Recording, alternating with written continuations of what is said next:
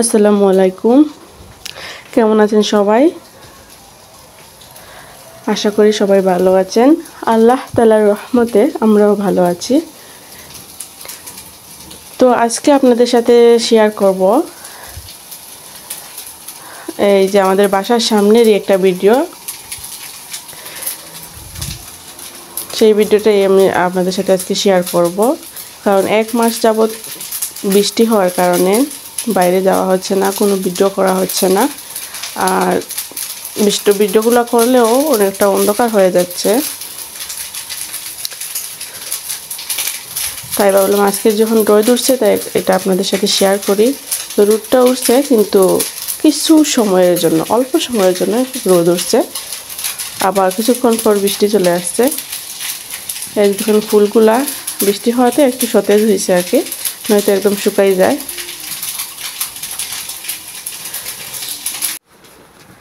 এই যে দেখুন এখনো ভিজা রয়েছে, কারণ একটু আগে বৃষ্টি হয়েছে, এখন একটু রোদ উঠছে, আবার হয়তো বৃষ্টি চলে আসবে। এরকম চলতেছে প্রায় 6 মাস যাবত এরকম চলতেছে আর কি। তো মাঝে 1 মাস খুব বৃষ্টি হয়েছে, কোনো রোদ নাই, সারা দিনটা 24 ঘন্টাটা বৃষ্টি হয়েছে।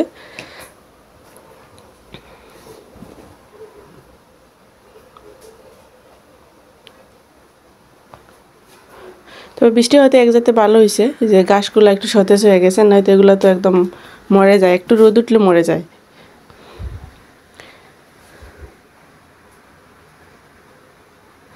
এই যে মাহমুদ বল নিয়ে আসতেছে খেলার জন্য,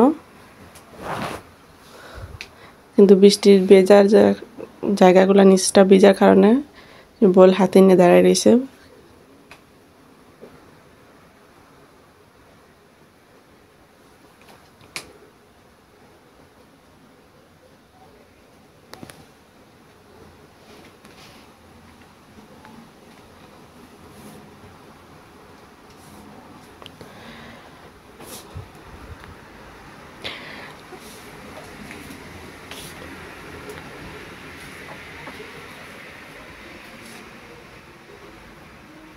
ও বল খেলবে কিন্তু ও নামবে না, বলে হাত দিবে না, কারণ নিচে এই যে বৃষ্টির ভেজা পানি, বলের মধ্যে ময়লা লাগে যায়, যার কারণে ও বল ধরবে না হাত দিয়ে।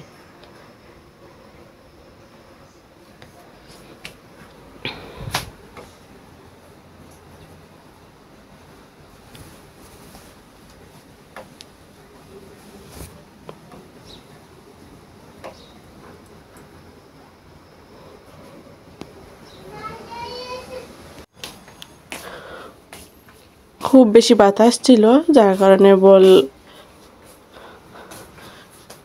নিজে নিজেই ঘুরতেছে বাতাসের জন্য।